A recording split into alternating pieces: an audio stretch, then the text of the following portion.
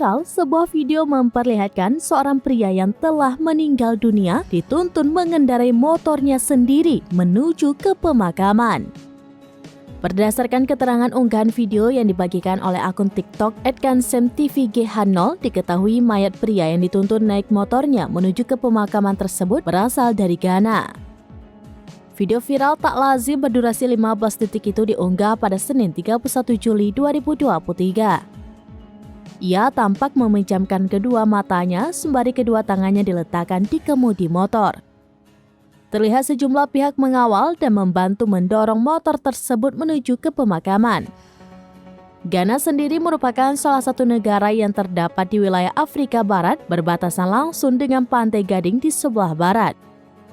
Upacara pemakaman di Ghana tergolong cukup unik dan memiliki filosofi tersendiri, di mana setiap upacara pemakaman yang dilakukan memiliki cara yang dianggap berbeda dari kesan pemakaman pada umumnya.